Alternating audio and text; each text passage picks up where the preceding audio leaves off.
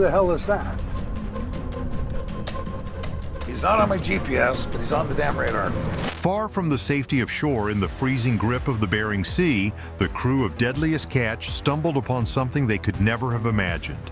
In the middle of their usual haul of crabs, they saw what looked like an illegal government alien artifact glowing faintly, with symbols etched across it like a forgotten language.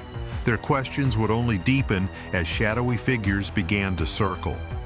Let us unravel the truth, a truth so shocking it will make you question the limits of our world and the secrets the ocean has yet to reveal. The mystery of the Bering Sea artifact. It started as a regular day on Captain Jonathan Hillstrand's boat. The crew was hauling up pots, each packed with crabs, the kind that made this grueling work worthwhile. The boat was miles from the nearest shore, in the kind of place where the sea swallows secrets and spits out myths. But as they pulled up another pot, something strange caught their eyes. A glow in the waves, faint but unmistakable, shimmered through the murky water. It wasn't just the light playing tricks, this was different. And then, as the pot breached the surface, the glow intensified, illuminating the deck in an eerie, otherworldly hue. The crew had pulled in about 40 crabs, a good haul, and were joking about what they'd do once they got back to land. The season had been tough, but this haul promised an early finish. Then the unexpected happened. As the pot surfaced, tangled in its ropes was an object they couldn't identify. It wasn't crab gear or anything else they'd seen before. The first thing they noticed was its metallic sheen, gleaming oddly through a coat of barnacles and seaweed. It was heavy, dense, and unmistakably strange. This was no piece of ordinary debris. The object was about the size of a small tire, but its surface was covered in grooves and symbols that didn't look random. They weren't just scratches or the result of erosion, they seemed deliberate, purposeful, almost like a language. The crew was stunned. These were seasoned fishermen, men who had faced towering waves and bone-chilling storms, but this thing left them speechless. What was it? Where did it come from? And how did it end up in the middle of nowhere? With the object on deck, Captain Jonathan's mind raced. They'd heard stories of strange things found in the ocean, weird creatures, unexplained lights, even rumors of UFOs. But seeing something like this up close was different. The crew secured it below deck, their excitement mixed with unease. It was a strange treasure, but it carried the weight of mystery. They didn't know it yet, but this discovery was about to turn their lives upside down. The storm that had been brewing finally hit. Waves towered over the boat, the wind howling like a wild animal. Every pot pulled from the depths was a gamble, and the stakes were higher now. The object lay hidden, but its presence was impossible to ignore. The crew worked tirelessly, hauling in crabs as the storm raged, their minds constantly drifting back to the strange metal thing below deck. The sea had given them something, but it felt like it had come with a price. When they finally docked at Dutch Harbor, word of their find spread like wildfire. Fishermen, locals, and even reporters flocked to see what the crew had brought back. The object was moved to a secure spot, covered with a tarp to keep prying eyes away. Everyone had a theory, an ancient artifact, a piece of a lost shipwreck, maybe even a downed satellite. But none of the explanations fit. The symbols on its surface didn't match any known language, and the material felt otherworldly. Experts were called in. They examined the object, took notes, and scratched their heads. Theories ranged from plausible to outlandish. Some said it was a government experiment, others whispered about extraterrestrials. Captain Jonathan and his crew, though, were left with more questions than answers. They were fishermen, not scientists. Their world was the sea, not the mysteries it hid beneath its surface. And then things got even stranger. Men in dark suits started showing up, asking questions the crew couldn't answer. Cars just parked outside the shipyard, their occupants watching, but saying nothing. It was clear they weren't the only ones interested in this find. The crew began to feel the weight of their discovery. What had they stumbled upon? And why did it seem like someone, or something, didn't want them to have it? One night, Captain Jonathan couldn't sleep. Drawn to the shipyard, he found himself standing in front of the object. The tarp was pulled back, revealing its strange, gleaming surface. He ran his hand over the symbols, their smoothness almost unnatural. It was as if the object was alive, holding secrets it wasn't ready to share. He couldn't shake the feeling that it was important, that it mattered in a way he couldn't yet understand. Days turned into weeks. The crew tried to return to their routines, but the object haunted them. Then, late one night, it happened. The object began to glow. A soft, pulsing light emanated from the symbols, growing brighter with each beat. It wasn't just light, it felt like it was communicating, trying to tell them something. The glow lasted only a few minutes, then faded, leaving the crew stunned. Whatever this thing was, it wasn't just a piece of metal. Realizing they were in over their heads, Captain Jonathan made a decision. They needed help, real help. The authorities were called and a team arrived to take the object away. They were professional, efficient, and tight-lipped. The crew watched as the object was loaded onto a truck, disappearing down the road. It was a strange mix of relief and loss. They had found something incredible, something that had changed their lives, and now it was gone. Life slowly returned to normal, but the memory of the object lingered. The crew often found themselves staring out at the sea, wondering what else might be out there. The Bering Sea had always been dangerous, unpredictable, and full of surprises. But now they knew it held more than just crabs and storms. It held secrets, some of which might never be fully uncovered. And as they set out on their next trip, hauling pots from the icy depths, one thought stayed with them. The ocean is vast, and they had only just begun to scratch the surface of its mysteries. As the seasons changed and the crew adjusted to life post-discovery, their experiences became the source of endless speculation and reflection. They kept a weathered journal of every trip, a tradition among fishermen, but this time the pages seemed heavier. Entries were filled with detailed sketches of the object, descriptions of its symbols, and notes on the peculiar events that followed its retrieval. These weren't just records, they were attempts to preserve a moment of their lives when the ordinary clashed with the extraordinary. Captain Jonathan began researching in his limited spare time, poring over old nautical maps and obscure books about maritime mysteries. He found tales of other fishermen's encounters with strange lights and unexplainable objects. While many dismissed these stories as folklore or exaggeration, they felt different to him now. He realized he and his crew had joined a lineage of seafarers who'd glimpsed something beyond the mundane, something that hinted at the unknown depths of the ocean. The crew thought this would be just another fishing trip, but the sea had other plans. An uneasy catch in the depths. As the storm clouds loomed closer, the crew knew they had to focus on the task at hand. There was still crab to catch, and their season's success depended on hitting their target. But the strange object was impossible to ignore. Every time they glanced at it, they felt a mix of fascination and dread. The sea had thrown them plenty of curveballs over the years, but this was something new. And as they worked, the thought lingered in the back of their minds. What else could be out there, hidden in the depths? The object seemed almost otherworldly, as if it didn't belong to this planet. Its smooth surface, intricate carvings, and unnatural weight made it unlike anything they'd ever encountered. It didn't resemble any known piece of equipment or debris, and that made it all the more unsettling. The ocean is vast and largely unexplored, a place where the unexpected can and often does happen. But this was beyond anything the crew could have imagined. Hours passed, but the tension didn't ease. The object remained on the deck, secured but still drawing every eye. The crew's chatter became sparse, their usual banter replaced by cautious glances and hushed conversations. Captain Jonathan, a man known for his steady demeanor, seemed unusually tense. He kept looking at the object, his expression a mix of curiosity and concern. Whatever this thing was, it had disrupted the rhythm of their lives at sea. The storm finally hit, and the crew's attention shifted back to survival. Waves crashed against the boat and the wind howled with a fury that made every movement a challenge. But even as they battled the elements, the strange object was never far from their thoughts. It sat there, unmoving but undeniably present, a silent reminder that the sea still had the power to surprise them in ways they couldn't predict. When the storm passed, the crew was left with the task of deciding what to do with their unusual find. Some suggested throwing it back, unwilling to deal with the unease it brought. Others argued for keeping it, convinced that it might be worth something or at least provide some answers. Captain Jonathan, ever the pragmatist, decided they'd take it back to shore. Whatever it wasn't something they could just leave behind. Back on land, the object became the subject of intense speculation. Experts were called in to examine it, but no one could determine its origin or purpose. Its markings didn't match any known language or symbols, and its material was unlike anything commonly found in the ocean.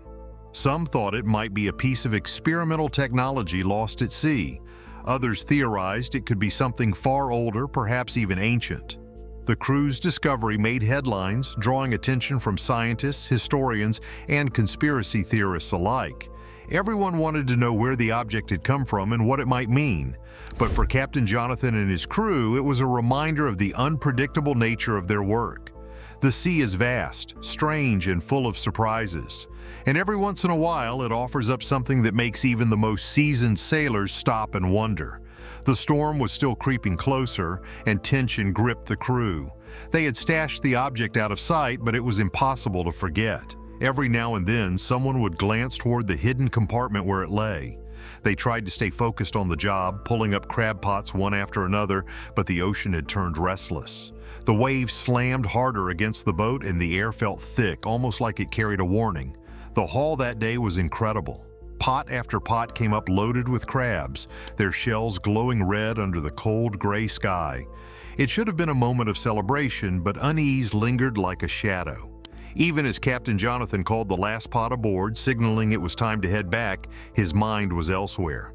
They had what they needed, a golden bounty of king crabs, but the thing below deck refused to let him feel relief. He couldn't shake the sense that they'd disturbed something they shouldn't have. Back at Dutch Harbor, word spread faster than the tide. The crew had come home with more than just their catch, and curiosity grew wild.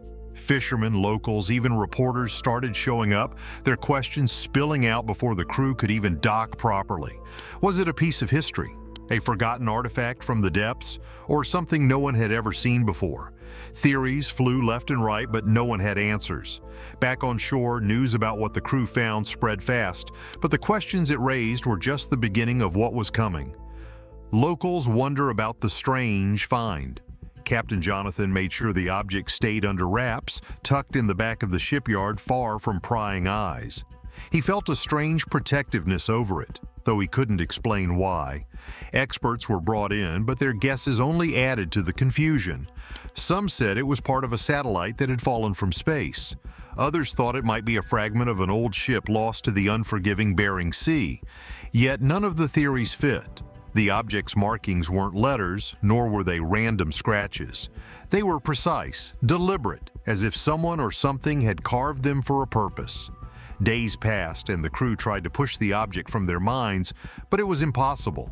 Every conversation circled back to it, and wild theories turned into heated debates.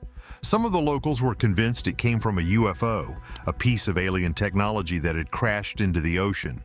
Others whispered about government experiments gone wrong. Captain Jonathan didn't know what to think. He'd seen storms that could rip a ship apart, creatures from the deep that belonged in nightmares, but this was different. It was unexplainable, and that made it unsettling.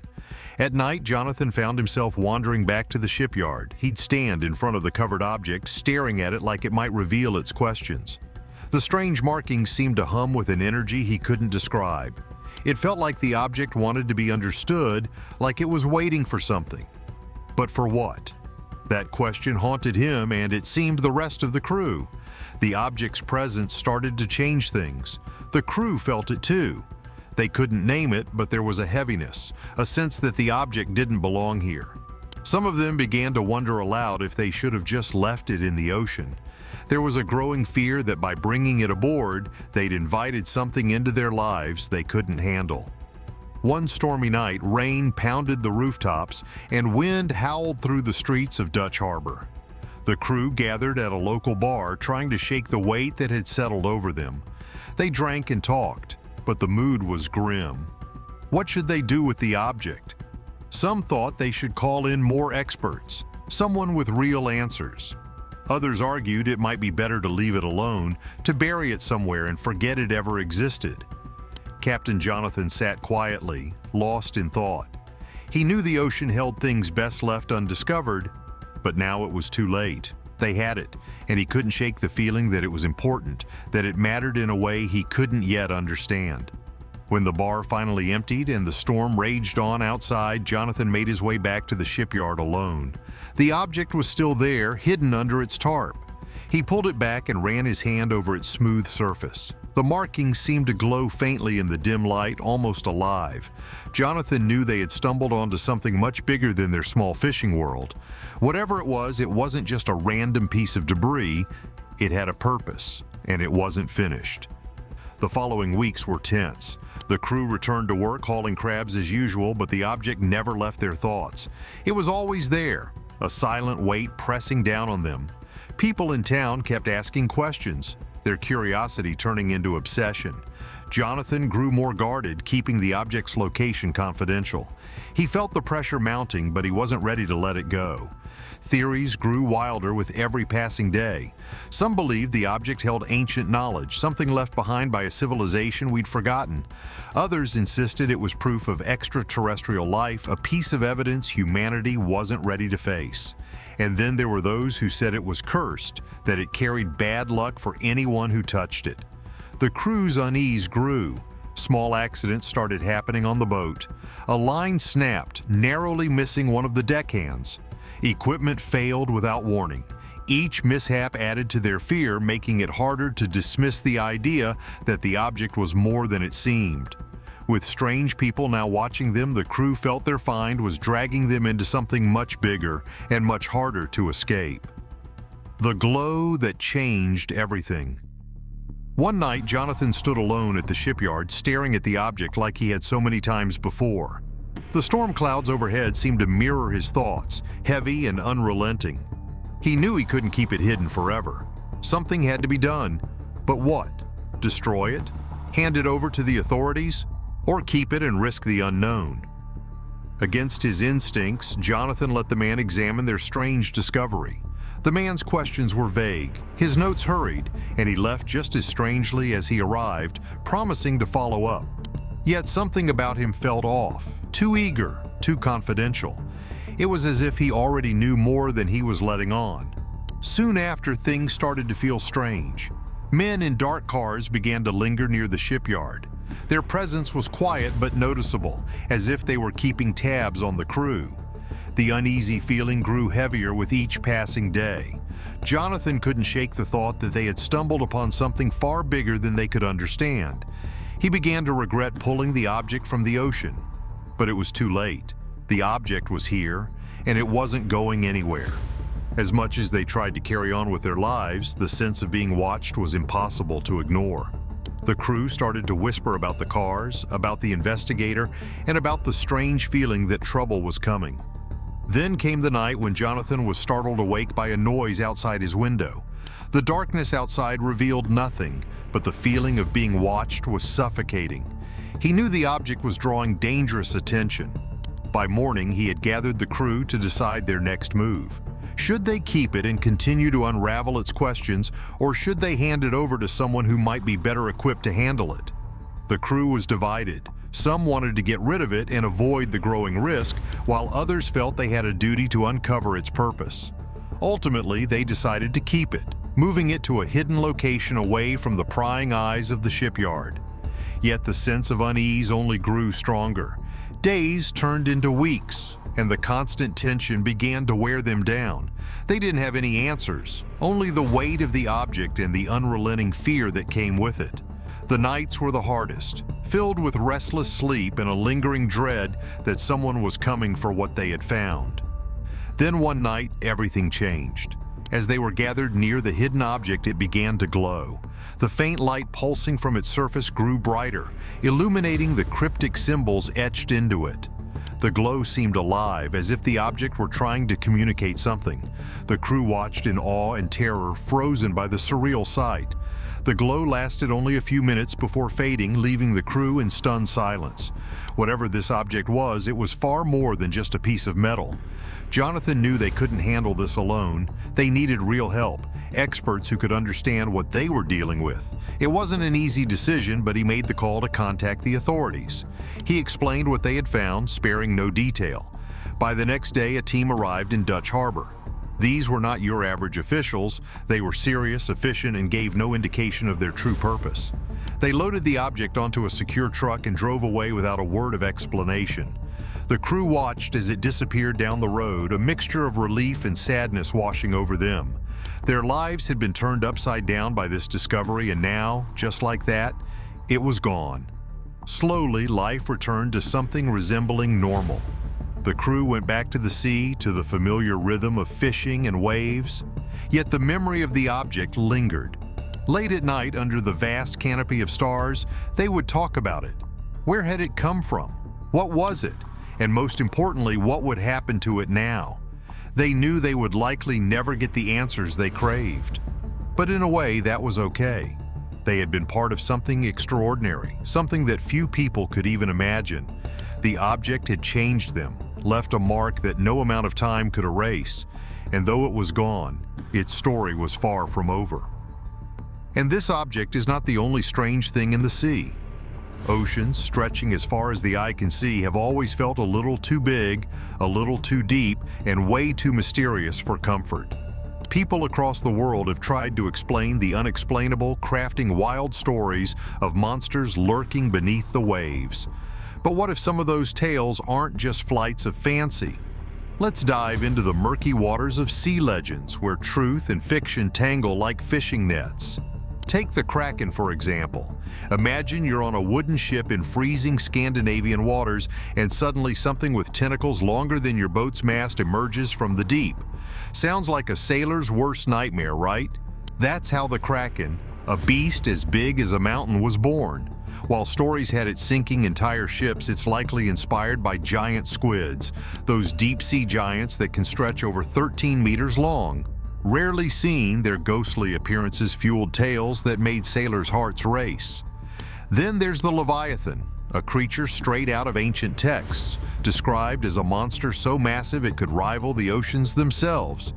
It's said to be part serpent, part dragon, and all terrifying. Scholars think this legend might have been sparked by something like the Nile crocodile or even a massive whale.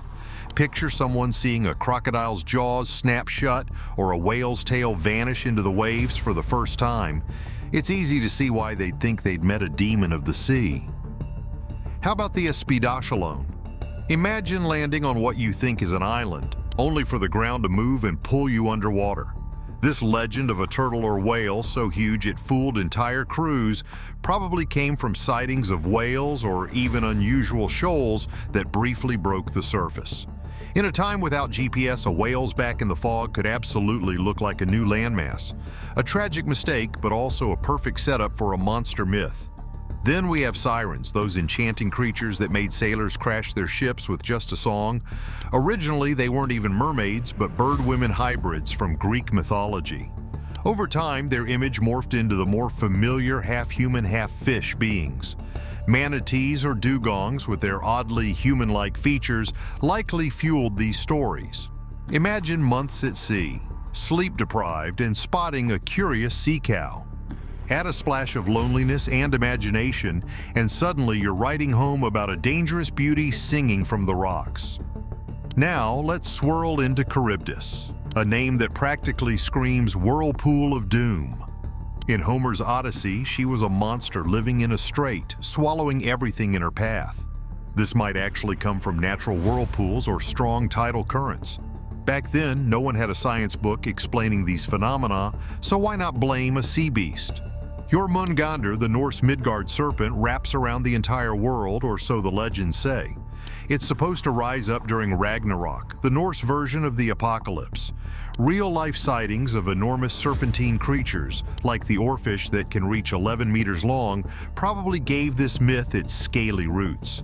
Seeing one of those drift by? Definitely unsettling. Ever heard of the Huron Croin? This Scottish sea monster is said to be the biggest creature ever, disguising itself as a small fish to trick fishermen. When they got too close, it would reveal its true terrifying form. This could stem from something as simple as observing predatory fish like anglerfish, which lure prey with glowing appendages in the dark depths of the ocean.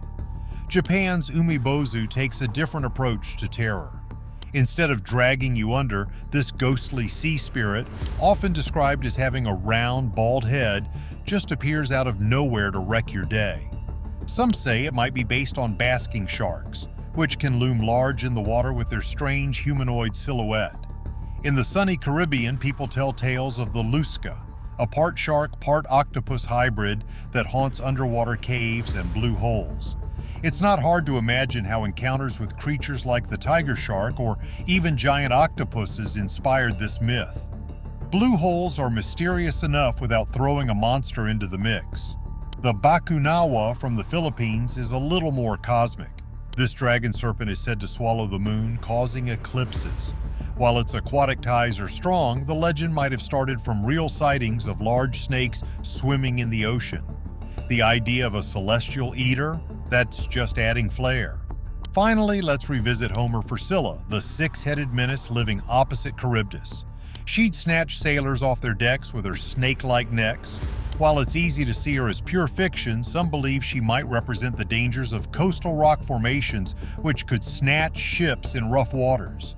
These myths might seem like tall tales, but they're rooted in something very human: the need to explain the unexplainable. When you're out on the vast, empty ocean with nothing but the horizon ahead, your mind plays tricks on you. You start seeing shapes in the water, hearing songs on the wind, and imagining monsters where none exist. Or maybe, just maybe, those monsters are out there, laughing at how close we've come to the truth.